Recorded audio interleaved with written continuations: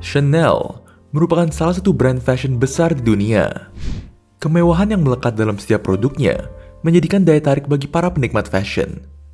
Tentu saja, kita perlu dana yang tidak sedikit untuk mendapatkan produk-produk dari Chanel ini. Kesuksesan tidak pernah melalui jalan yang mulus. Kisah sukses Chanel pun diwarnai berbagai lika-liku. Gabrielle Coco Chanel merupakan seorang gadis yang lahir di Prancis pada tahun 1883. Ia menjadi seorang piatu saat berusia 12 tahun. Ayahnya kemudian menitipkan Chanel di panti asuhan karena tidak mampu merawatnya sendiri. Di panti asuhan, Chanel mengasah kemampuannya dalam menjahit. Keahliannya semakin terasa seiring bertambahnya usia. Chanel lahir dengan kecantikan, sebuah keunggulan tersendiri ketika menghadapi problematika dunia. Chanel seringkali mendapatkan keuntungan lebih karena kecantikannya. Pesona Chanel memikat hati seorang pria konglomerat, Etienne Balsan, seorang pewaris perusahaan tekstil terbesar di Prancis. Salah satu proyek besar perusahaannya adalah produksi seragam tentara Prancis. Pada tahun 1906, ketika Chanel berusia 23 tahun, ia menjadi gundik dari Etienne Balsan. Relasi Etienne Balsan yang sangat luas dan menjangkau kelas atas Prancis membuat Chanel masuk ke dalam relasi itu. 2 tahun kemudian, Chanel berselingkuh dengan bangsawan Inggris bernama Arthur Boy Capel. Baik Balsan maupun Arthur Boy Capel sangat mencintai Chanel. Hal itu dimanfaatkan oleh Chanel agar segala keinginannya dapat terwujud segera. Salah satu mimpi Chanel adalah membuka butik pribadi. Mimpi itu akhirnya terwujud pada tahun 1910. Ia membuka butik di Prancis dari dana kekasihnya yang kaya. Terlepas dari patronasenya, kesuksesan Chanel datang dari keahliannya sendiri. Karya topi dan gaun Chanel memiliki ciri khas tersendiri yang memikat sosialita Eropa. Chanel memulai debut globalnya melalui produk parfum. Pada tahun 1921, produk parfum pertamanya dirilis. Sampai saat ini, masih bisa kita menikmati parfum Chanel nomor 5 itu. Dijual dalam botol kaca sederhana, kesuksesan parfum itu mampu membantu menyebarkan ketenaran Chanel ke seluruh dunia. Ambisi Chanel untuk dapat diterima oleh masyarakat dunia agaknya tidak mendapatkan jalan yang mulus. Memperkenalkan fashion dan parfum di Prancis masih merupakan hal yang mudah bagi Chanel. Namun, menyebarkan produknya ke seluruh Eropa dan Amerika Utara tidaklah mudah. Koneksi Chanel di Prancis tidak cukup membantu mempermudah jalannya untuk mendapatkan modal yang besar. Chanel kemudian memilih modal Ventura. Ia bertemu dengan Pierre Wertheimer, konglomerat pemilik perusahaan parfum dan kosmetik di Amerika dan Eropa.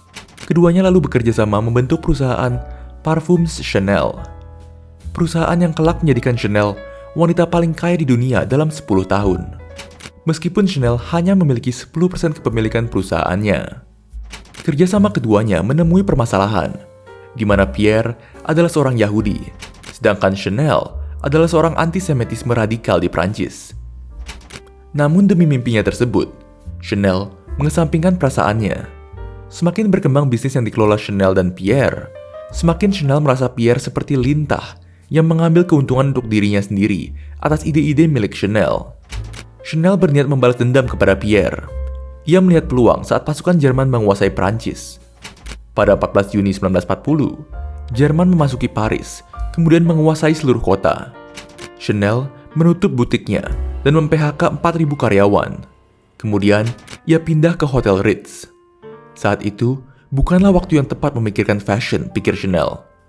Hotel Ritz adalah markas bagi petinggi Jerman di Paris. Disinilah, Chanel bertemu dengan Baron Hans Gunther von Dinklage, yang secara pribadi ditunjuk sebagai Special Attaché atau mata-mata Jerman.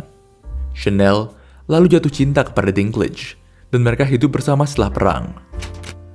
Asosiasinya dengan Abwehr, Dinas Intelijen Jerman, memperkenalkan Chanel pada upaya perang Nazi. Pada tahun 1941, Chanel bergabung bersama Jerman untuk rencana masa perang mereka. Ia menjadi agen F7124 dengan nama kode Westminster, berdasarkan hubungan sebelumnya dengan Duke of Westminster. Sejak 1941, Chanel diutus ke Madrid untuk berhubungan dengan personel sekutu, berkedok rencana bisnis. Tentunya, Chanel tidak membantu Nazi karena kebaikan hatinya. Chanel berharap mereka akan mengembalikan kepemilikan penuh parfum Chanel kepadanya. Namun, Pierre adalah orang yang cerdas. Ia sudah melihat gerak-gerik Chanel dan kemudian menyerahkan kendali perusahaan ke salah satu teman Kristennya, Felix Amiot, sebelum melarikan diri ke Amerika. Selama beberapa tahun, Chanel mencoba merebut kembali bisnisnya dengan mengumpulkan intelijen untuk Nazi, namun berakhir sia-sia. Pada 1944, gelombang perang berbalik menguntungkan sekutu. Dalam upaya terakhir, Chanel diperintahkan langsung oleh Heinrich Himmler untuk menegosiasikan penyerahan diri kepada sekutu. Namun misinya kembali gagal. Saat Paris dibebaskan, Chanel telah melarikan diri ke Swiss dengan Baron Dinklage. Setelah pembebasan, Paris mengadili 10.000 warganya karena pengkhianatan. Chanel hanya diinterogasi karena pemerintah tidak memiliki bukti yang cukup. Ada desas-desus bahwa Winston Churchill turun tangan langsung untuk melindungi Chanel karena relasinya yang kuat. Setelah perang, Chanel kembali menuntut Pierre sebagai upaya terakhir untuk mendapatkan hak kepemilikan perusahaannya. Pada akhirnya, Chanel dan Pierre mengambil kesepakatan. Kepemilikan Pierre hanya 2% dan menggabungkan bisnis parfum dan bisnis fashion. Pierre akan menanggung semua keperluan Chanel selama sisa hidupnya. Chanel kembali ke dunia fashion 1 dekade kemudian, pada tahun 1954. Kematian Chanel pada tahun 1971 membuat perusahaan Chanel kembali milik White Hermes dan saat ini dimiliki oleh cucu Pierre. Sampai saat ini, perusahaan Chanel memilih untuk tidak mempublikasikan kisah Coco Chanel karena akan dipastikan mengganggu stabilitas keuntungan yang mereka dapatkan.